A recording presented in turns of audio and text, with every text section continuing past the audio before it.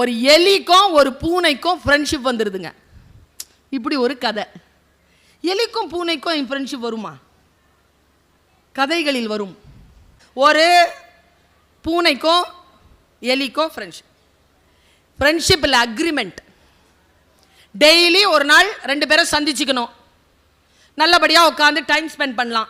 ஒருத்தர் இன்னொருத்தர் மேலே எந்த தாக்குதலும் இல்லை, சாப்பாடு ஏதாவது கிடைச்சா பகிர்ந்துக்கலாம்.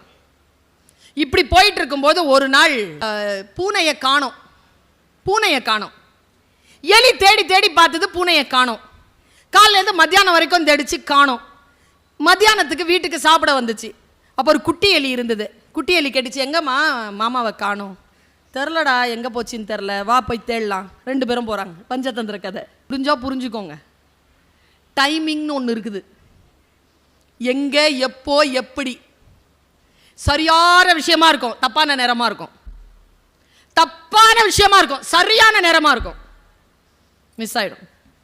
சரியான நேரத்தில் சரியான விஷயத்தை அடிக்கணும், தப்பான விஷயத்தில் சைலண்டாக இருக்கும்.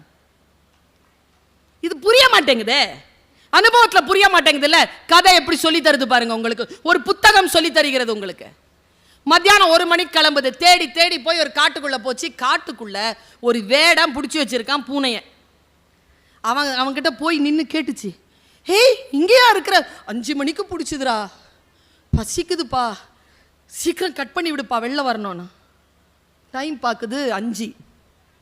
சூரியன் அஸ்தமனம் ஆகிறதுக்கு இன்னொரு 1/2 மணி நேரம் இருக்குது. என்ன செய்யலாம்? மெதுவாக கடிக்குது. உடனே அந்த குட்டி வந்து டக்கு டக்கு டக்கு டக்குன்னு கடிச்சுது. அம்மா கண்ணை காட்டுச்சு, சைலண்ட் ஆயிடுச்சு. மெதுவாக கடிக்குதுங்க. துடிக்குது பூனை. இது மெதுவாக கடிக்குது. கரெக்டாக 5:30 ஆச்சுங்க. தூரத்துலேருந்து சத்தம். வேடம் வந்துட்டான். டக் டக் டக் டக்னு. அவன் வர்றதுக்கும் சரேல் இது கிழிக்கிறதுக்கும் உள்ளே இந்த பூனை ஓடுறதுக்கும் இது எலி குட்டியை பிடிச்சிட்டு போய் பொந்தில் அடைகிறதுக்கு சரியா இருந்தது டைமிங். உள்ளே இருந்து எலி குட்டி அம்மாட்ட கேட்குது, இவ்வளோ பசியோட இருந்த மாமாவை ஏன் இவ்வளோ நேரம் தவிக்க விட்ட? அம்மா சொன்ன பதில் தான் இன்னைக்கு நமக்கு பாடம். இங்கே பாரு, அது பூனை, அதுக்கு சாப்பாடே நாம தான். சரியா? அப்போ குட்டி கேட்டுச்சு, அதுதான் உன்னோட அக்ரிமெண்ட் போட்டிருக்குது, உன்னை சாப்பிட மாட்டேன்னு. அக்ரிமெண்ட் எனக்கு தான். அது காலையிலேருந்து பசியாக இருக்குது. உன்னையும் காப்பாற்றணும், பூனையும் காப்பாற்றணும்னா சரியான டைமிங்க்கு வெயிட் பண்ணி சரேல்னு அறுத்து விட்டேன், அதுவும் ஓடிடுச்சு, உன்னையும் நான் காப்பாற்றிட்டேன்ற ஒரு பஞ்சதந்திர கதை.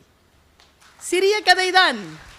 நான் ஒன்று சொல்கிறேங்க, கவிஞர்களாக எழுத்தாளர்களாக இவங்க இருந்துட்டு போதும், நிறைய பேருக்கு வரலன்னா விட்டுடுங்க. ரசிகையாக இருங்க, ரசிகனாக இருங்க, அது பெரிய விஷயங்க. அது